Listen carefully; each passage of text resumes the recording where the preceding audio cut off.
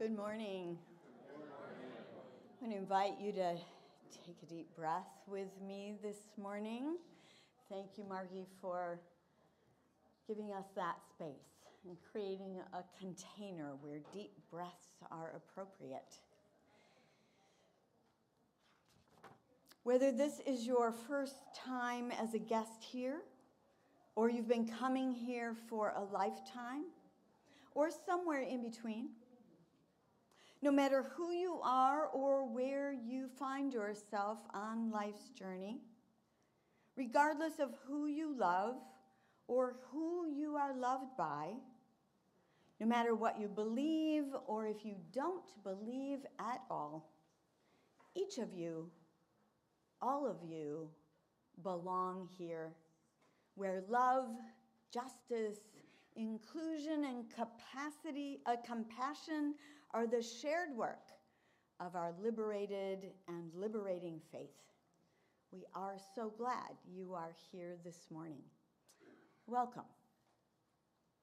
Did that sound like Christopher? That was my goal. I know some of you were planning on seeing Christopher this morning, and sorry, you get me, because that's what friends do. So thank you for being here this morning, and apologies for those of you who were expecting Christopher. I also have to apologize to our colleague Katie in the office, because I knew that she wasn't going to be here Thursday, but I didn't call her until Wednesday with information for the program, and it had been run already. So the mistakes in the program are on me, not Katie. And to that end, I want to say a couple things. One is things will proceed during this service unannounced. And after we sing our gathering hymn, the reading will be presented by my spouse and partner and the love of my life, the Reverend Daniel Plasman. It's called Belonging by Toko Pa. Dan will say that again, so if you want to capture it, have a pen ready. And then we'll be listening to one of the chapel community's favorite singers, May Erlewine, do Never One Thing. So those two pieces will be added to the program today. We are invited into worship with the words of G.K. Chesterton. We are perishing for lack of wonder, not for lack of wonders. I invite you to wonder with me this morning.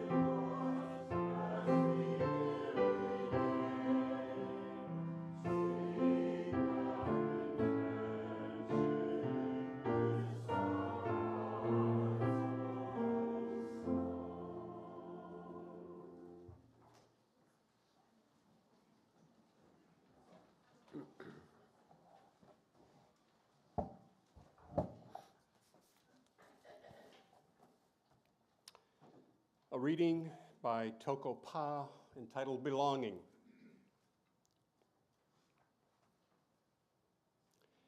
The black sheep are the artists,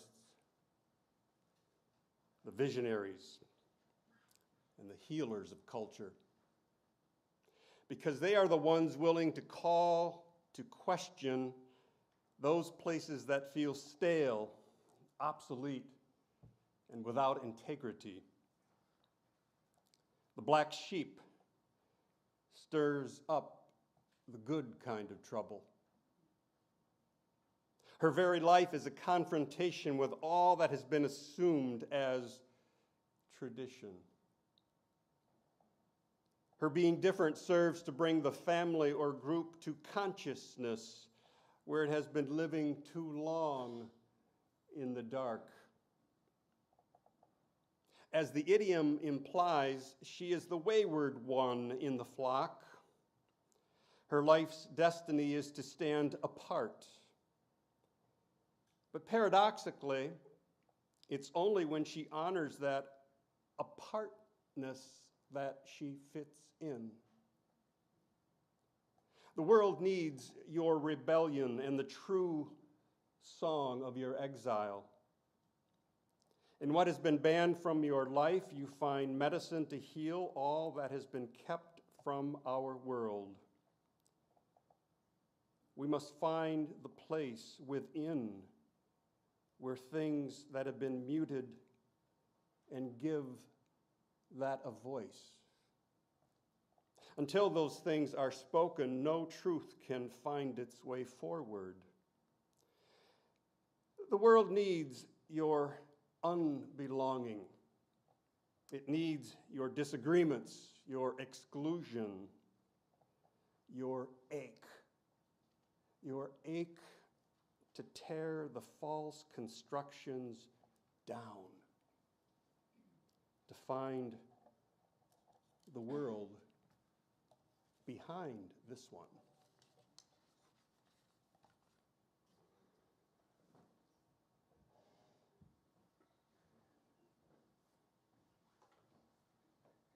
I was just going to watch it go. I have to push the button.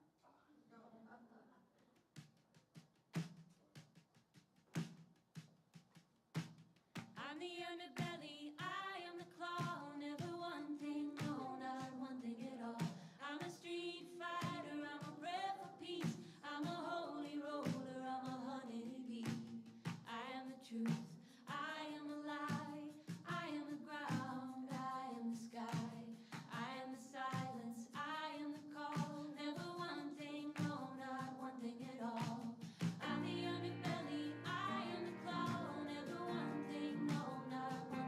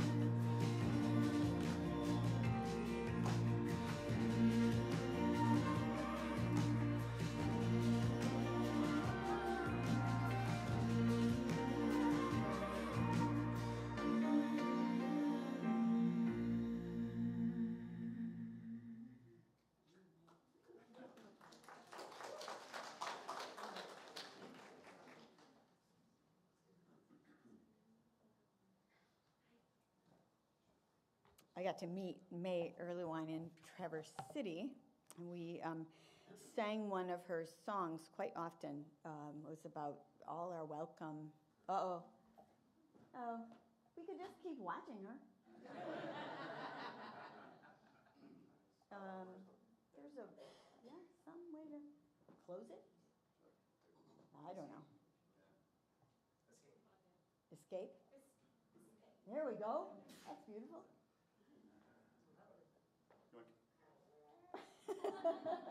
All right, all right. It's a good thing there are tech people around, right? Yes. Okay.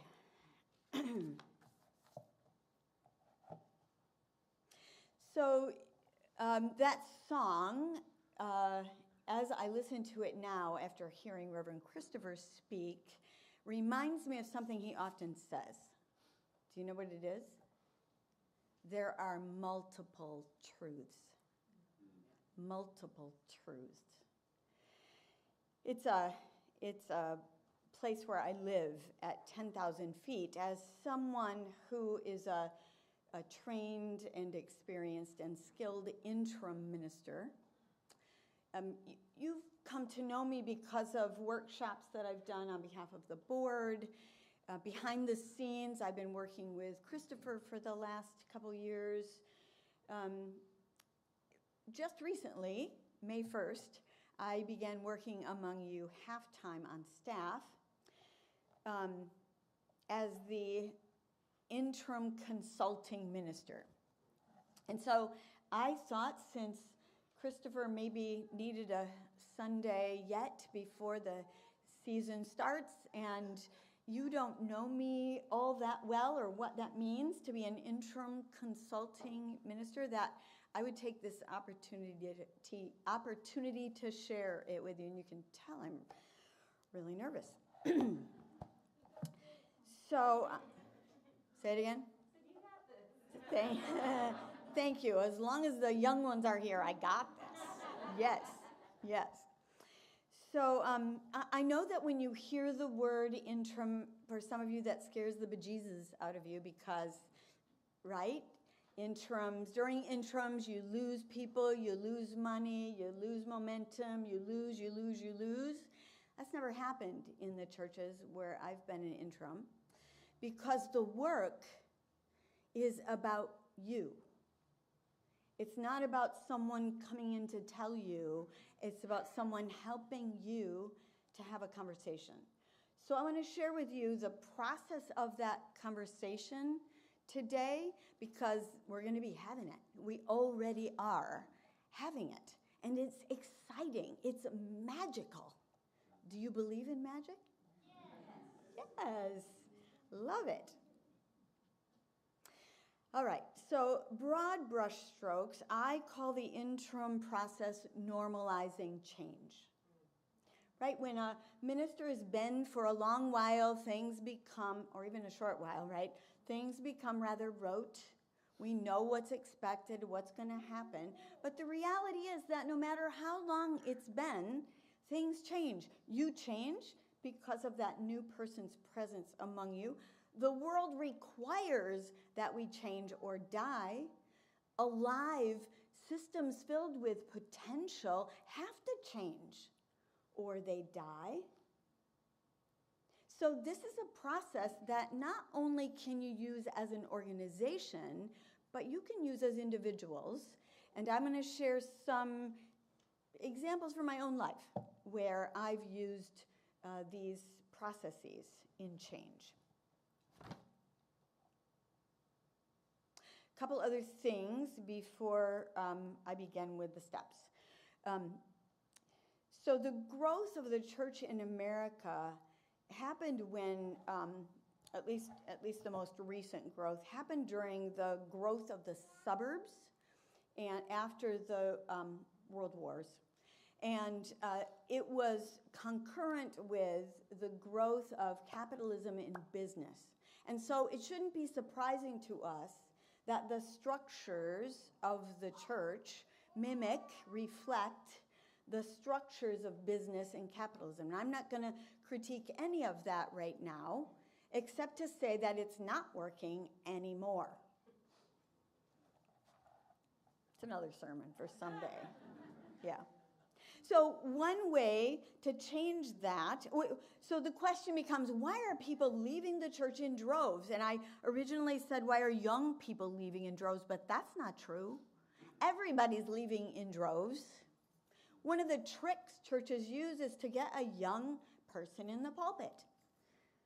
But that doesn't change things if that young person is doing the same things over and over again. The definition of that is insanity, right? And better yet, Audre Lorde says, we cannot take down the master's house with the master's tools. So, one more thing. Based on what you heard last week from Ken, the world is in the midst of a revolution. And I know for those of you who don't like change, it's a really scary thing. But we've survived change before. And Ken gave you some really good tools. Just breathe. Just breathe. Diane Butler Bass, All Things Church History, says, we are in the midst of the next great awakening. Hallelujah, praise the Lord. Phyllis Tickle says, a journalist who studied religious trends, said, once every 500 years, the church has a garage sale and gets rid of everything that's no longer necessary. Let's sell it or give it away. The fact is, we're in the midst of liminal space right now. The past is gone. The future is not yet known. And so we've got to walk this journey together and watch and listen and speak with one another and feel deeply our way into the future. And especially listen to the babies. They don't bother me. What is emerging is filled with possibility and potential, with magic. And so let's walk through these 5 stages, part of the process, and they overlap, right? There isn't a, we do this, stop, do that, stop. It's a flow. And see what we can learn and what we can wonder about, and maybe what questions come up. So the first step in the process is to come to terms with your history. Just let that sit for a minute. Take a deep breath. So some of you know the story. When I was a young girl, I wanted to be like my grandpa, who was a minister. He had a knack, he had a power to bring magic, I can call it that now, into a place where people were gathered. When I was young, I would say he brought God in when a baby was being baptized, because that's when I saw it first. It was magical. It was like there was light around this child, and my papi was able to bring that light. And I said, if I could do that, that would make my life worthwhile. And then I was told, no, you're a girl. You don't get to do that. And I got very angry. It took me $10,000 worth of therapy to be able to say that. You know what I'm referring to, right? The movie, Richard Gere, in the top, $10,000 for me to say. I'm aging myself. It took me many years of trial and error, reviewing and reflecting, assessing and anguish, lament and rebellion, before I could begin to heal and go forward. Some of you still think that Duncan's going to resurrect. We got to go back and heal that, right? And have you ever had an official space where those of you who adored Fred And those of you who couldn't wait for him to go have talked to each other. Has that ever happened in an official way? That's what interims make happen. That's an important reality. And Mariella, where do we even start? Mark Twain said, history doesn't repeat itself, but it does rhyme. What rhymes with misogyny, racism, domination culture, status quo, comfort at the expense of integrity? Coming to terms with our history is step one. Step two is clarifying purpose and identity. Or it's the question, what would you like written on your tombstone? Right? What do you want to be known for? You already are known for being a front runner. You go to the edge. You imagine a possibility that no one else has imagined. Lots of people doing women's reproductive rights. Not that that's not important, right? Lots of people doing LGBTQIA+ advocacy. Not that that's not important, but what's the next thing? What's the thing that nobody's asking about, that nobody's saying? What's in your imagination? No, better yet, what's in your gut that you know needs to happen? It's Labor Day weekend. Do you know that in 1891, Pope Leo XIII wrote an encyclical addressing labor? 1891, not 1980, 1891, wrote an encyclical. He wrote, "Be mindful of this, that to exercise pressure upon the indigent and the destitute for the sake of gain, and to gather one's profit out of the need of another is condemned by all laws, human and divine. To defraud anyone of wages that are their due is a great crime, which cries to the avenging anger of heaven." Who's working on creating a culture with a living wage? Who's working on that intentionally? It's in my gut. What lives in my cells is the taunt, the reprimand, the reaction to the embarrassing way that I behaved as a girl. Why can't you just be content? I can still feel it. Why can't you just be content? My gift, my strength, my skill is in seeing injustice in our world and systems and structures that we've set up to perpetuate those injustices. My discontent is the source of my passion. It's not something I have to get over because it challenged the comfort of the status quo. It's a gift that compels me to be courageous and to challenge what prevents flourishing. At the same time, my hesitation about lunging forward on my own unilaterally in an effort to fix everything to my own detriment compels me into community where my passions are joined with others' passions, with people who believe that all can thrive. The truth becomes bigger when we all engage in discovering it. The conversation about purpose and identity is an important and ongoing conversation. The third step is what I call systems and structures. In the interim world, it's called leadership change and development, but as soon as you do that, it gets personal. Uh-oh, we're going after the leaders. It's not really what this step is about or this process is about. It's about assessing how power moves around.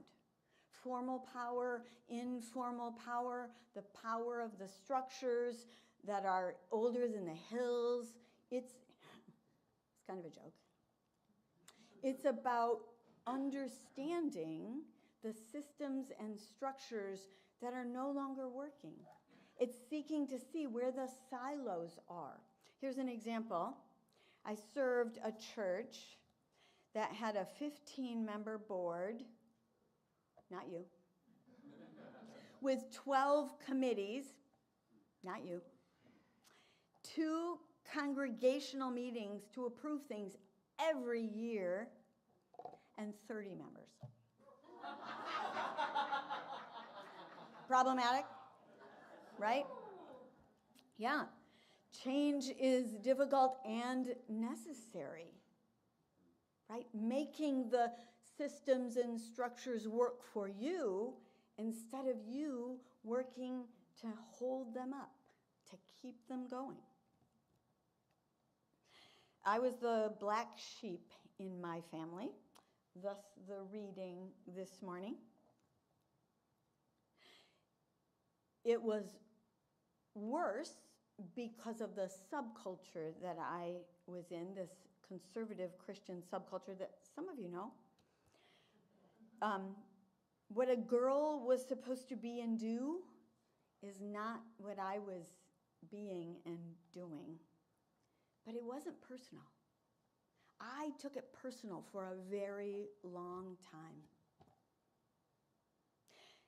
It was a system that created boxes, tiny boxes, in which to keep people for the sake of a few who benefited from keeping people in those boxes. As I began to realize that and was able to claim my skills and strengths, I could build a new life for myself.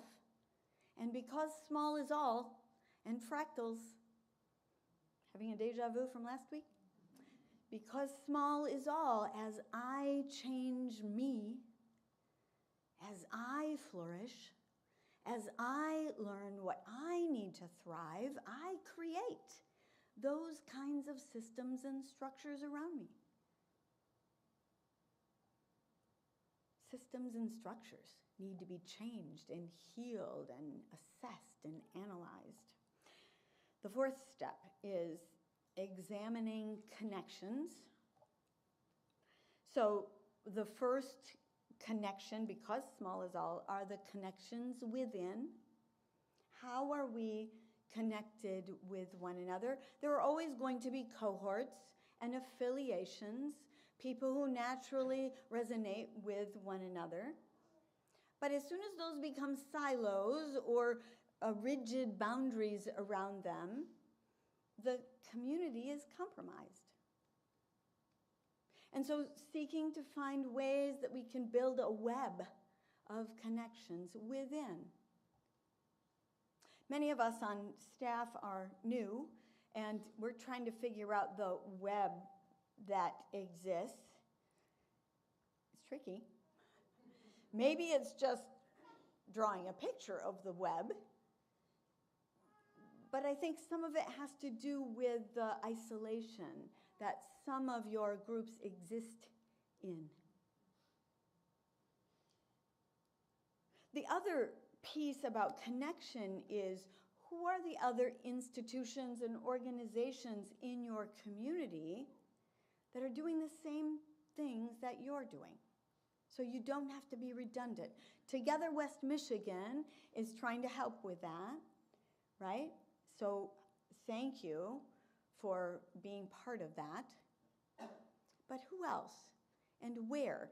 Each of you are connected to organizations and maybe just letting your imagination run wild. Like, okay, how could my organization, my business, my neighborhood connect with what Fountain Street's doing? Or what do we have that Fountain Street could connect with that would broaden their impact? Connections is an important part of the interim process. So I was raised Christian Reformed, no women in leadership, well, unless they were in the kitchen cooking food, and it was good food. To the Reformed Church in America, which had women in leadership, but no LGBTQ people in leadership. So to heresy for me. And then to the United Church of Christ, which felt like a breath of fresh air, but compared to you, still boxes. You're kind of magical. I said that out loud. Connections are important. Understanding those relationships is important. The fifth step is committing to a new era of ministry. Now, I resist saying this one because that liminal space thing.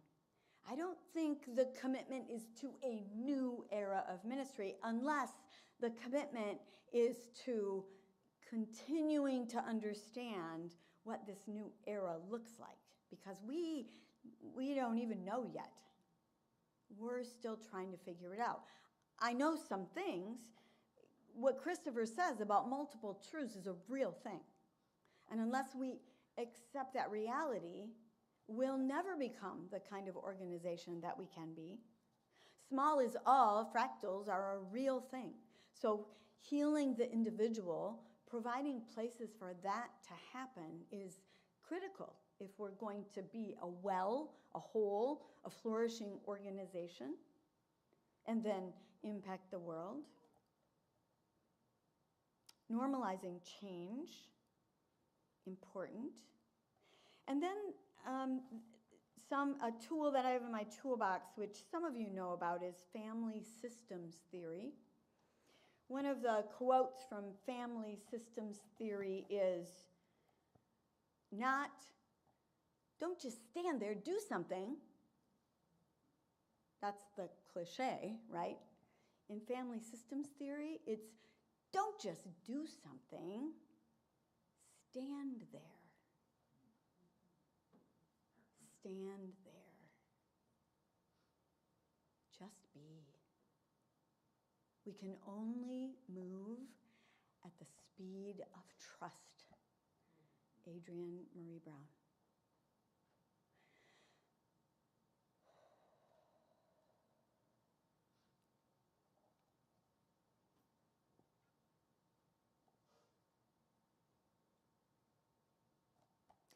We use these steps all the time. Think about the last time you bought a car. You reflected on the car that you had or were going to sell or that died because a deer hit it. We hit the deer. I'll be real. You think about, how did that car run? How did it drive? How did it ride? What did it cost to maintain it? For some people, was the color right? So we reflect on that thing that is going away. And we clarify, what's my purpose? Do I need a car that's showy and flashy, or do I need a car that's economical, or do I need a car just that goes down the road and fits in my budget? What's the identity or purpose of this car for me? Maybe I want a car that, what do you call those, hybrids, a car that you plug in. So now I have to go to systems and structures. Can I have a car like that? Where do I plug it in? Where do I park it to get recharged? What about the places I have to go? Can I use my car if it needs charging to get to those places? So systems and structures become important. If I'm buying a new car, do I want it sitting outside and I don't have a garage? Maybe I want to buy a used car because I don't have to worry about whether it's in the snow all winter. Systems and structures become important. And then finally, connections. Who do I know that's selling a car? Oh yeah, I heard it was going to be really cheap, especially today, right? Cars are so expensive today. Or do I need to go to a dealer that I trust because I know I'll be able to bring it back there and get the work done on it that I need on a regular basis? I don't bring up cars because my family's in the auto business, but it's something I know. And then, once we have all those things figured out, then we move forward, right? And then we might go back and say, oh, this was not a good purchase. 30 days, can I bring it back? Or I got to figure out a different system, structure, something to make this work. Or my purpose is completely changed. I can't afford the car payment on this brand new car. So we continue to use this process, not an unfamiliar process for us. So I am your interim consulting minister. Christopher and I haggled over that title for a long time because it sounds like I'm a short timer, and that may be, because I'll tell you, when stuff gets management oriented, I gotta go. I like change. I like instigating it. I like provoking it. I like asking the questions. I don't even mind if y'all get mad at me. I like to say when I'm a real interim, I come pre-fired. So I'll stick around as long as you appreciate the questions. Maybe we'll change the title, I don't know. Maybe it's a good title because it reminds you all of what I do. It's an honor to be among you during this time. I'm very grateful. It's magical. So, this is the time during our service when we think about connections. It's the connection between ourselves and our financial resources, and that may include the businesses or the investments that we have, or whatever that is, those financial institutions. It also has to do with the connections that our finances facilitate. So the staffing that we have, and the connections that we have in the community, and those who are vulnerable that we can serve and help.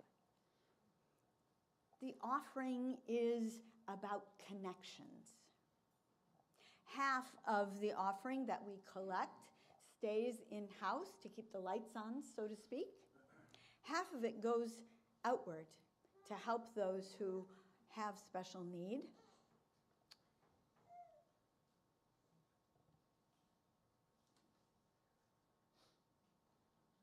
It's gone. I was going to say something and it's gone. So if you're a guest among us, it is not a requirement that you contribute at this time into the offering plate. You have the right responsibility to figure out what your connection with this space is, and give only when and if you are able. Let's receive our offering.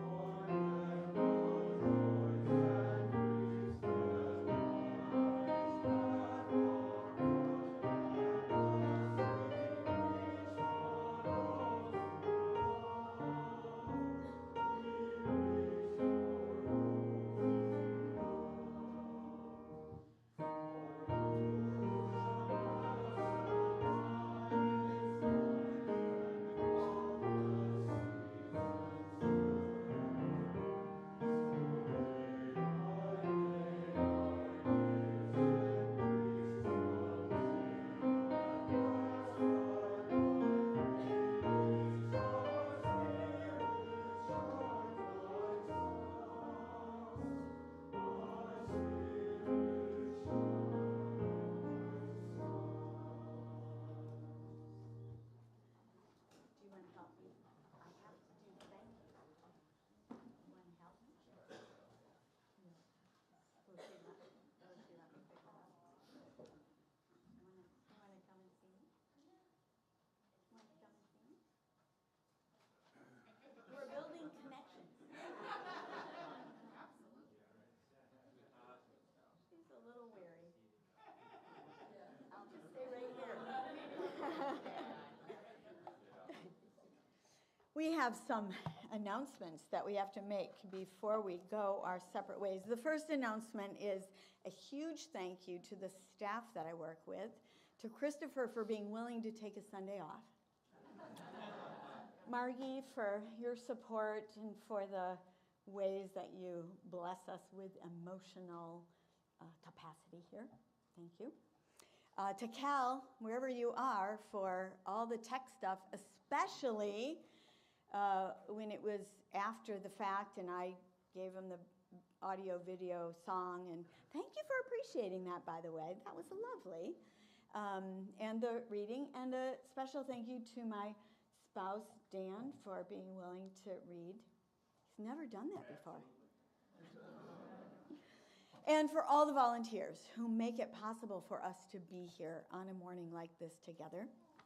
For my new little friend. This from Heather Palmer. The Fountain Street Choice Fund Cornhole fundraiser is on September 16 at the Lake Michigan Credit Union Ballpark from 1 to 4. This is to raise funds for abortions in Michigan. Pre-registration is requested. If you can't attend, donations to the Choice Fund are welcome. I believe there's information in the Beat with a link to registration. This from Joe Puskas, our youth and family education person. Oh, hi there. Starting next Sunday, childcare will be available for both.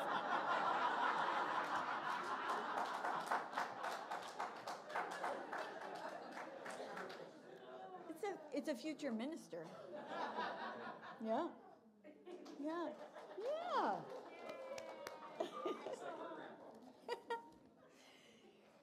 Her grandpa's a minister? I love that. Wow. Childcare, starting next Sunday, childcare will be available. We'll be here all day if we keep doing this, right? Starting next Sunday, childcare will be available for both the chapel gathering at 9:30, right? And the sanctuary service. Childcare for the chapel service begins at 9:30 in the nursery. Childcare for the sanctuary service starts at 10:30 in the classroom. I think these are both on the second floor. If you have any questions, email Joe Puskas, and his information is on the website. In the Beat, a couple things. The Beat, by the way, is the Friday e-news that goes out. If you don't know, call the office and get on the Beat. Two things after the service today. The art committee is having a reception in the Keeler. I think that's the little room where the art is. Makes sense. The exhibit features the history of music at Fountain Street. As we look forward to an exciting new year, we welcome you to meet the members of the choir. So Austin will be over there. Great. Austin is our phenomenal choir director. You can ask them about the joy they share and consider joining.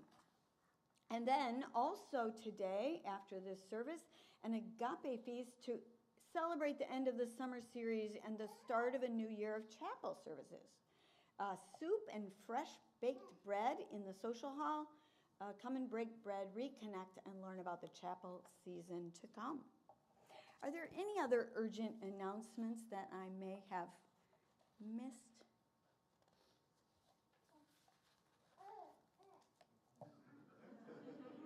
That's a blessing right there. Yeah. Excuse me, Yes. I'm Cheryl. There's some flower seeds back there.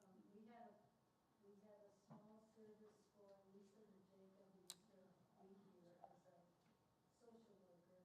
And one of the things she wanted done was, she wanted little packets of wildflower seeds Lovely. scattered around.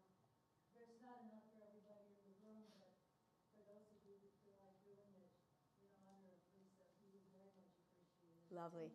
So let me say that an abbreviated version just for those who might be watching on the live stream. There are some wildflower seeds here in honor of, in memory of Lisa, who was a social worker whose life was celebrated yesterday in a memorial service, correct?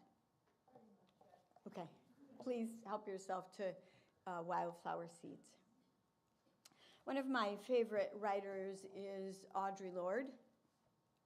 The quote on the cover right inside your program is from her, and I've known of this quote for many, many, many years. It reminds me of who I am whenever I forget. And so our blessing today, and I dream of our coming together, encircled, driven, not only by love, but by a lust for a working tomorrow.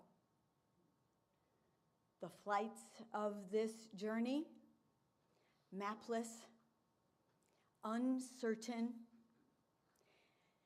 and necessary as water. I dream of our coming together, encircled, driven, not only by love, but by lust for a working tomorrow. The flights of this journey, mapless, uncertain, and necessary as water. Go in peace.